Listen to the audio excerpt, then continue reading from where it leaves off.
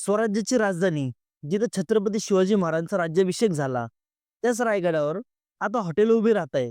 Restaurant, cafe आणि cement कॉन्क्रीटचे राजवाडे. हो, तुम्ही बरोबर ऐकलंय. युनेस्कोने जागतिक वारसा स्थळ म्हणून घोषित केलेल्या रायगडावर ते सगळं विना परवानगी कसं काय घडतंय? आणि यावर संभाजीराजे छत्रपतींचा संताप अनावर झालाय. काय आहे हे धक्कादायक प्रकरण? चला सविस्तर समजून घेऊया आजच्या ह्या व्हिडिओमध्ये. नमस्कार, आपण पाहता सावली कट्टा. हे बघा, मुद्दा गंभीर आहे. राजगडावर पर्यटनासाठी रोपवे आहे, हे आपल्या सगळ्यांना माहीतच आहे. पण याच रोपवे कंपनीने वरच्या बाजूला म्हणजे गडावर कसलीही परवानगी न घेता थेट काँक्रीटची बांधकामं सुरू केली. हॉटेल, कॅफे असं सगळं काही. युवराज संभाजीराजांनी स्वतः ट्विट करून, फोटो शेअर करून हा सगळा प्रकार समोर आणला.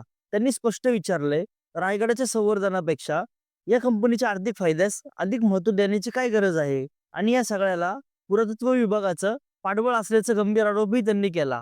गंमत बघा, सामान्य शिवभक्ताला गडावर जर डागडुजी करायची असेल तर नियमांचा डोंगर उभा केला जातो. पण याच पुरातत्व विभागानं एका खासगी कंपनीला हॉटेल बांधायला मोकळी कशी काय दिली? हा दुजाभाव का? कुणाच्या पाठिंब्यावर ही कंपनी सरकारी नियमांना केराची टोपली दाखवते? हा खरा प्रश्न आहे. सर्वात महत्वाचं म्हणजे नुकतंच रायगड किल्ल्याला युनेस्को जागतिक वारसा स्थळ म्हणून नामांकन मिळालंय.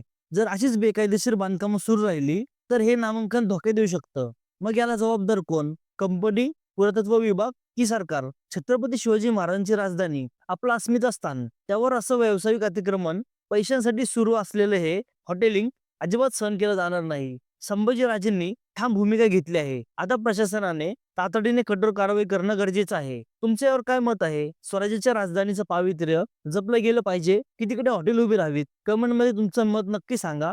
व्हिडिओ आवडला असेल तर लाईक करा, शेअर करा आणि अशाच परखड बातम्यांसाठी सावली कट्टाला सबस्क्राईब करायला विसरू नका. जय हिंद, जय महाराष्ट्र.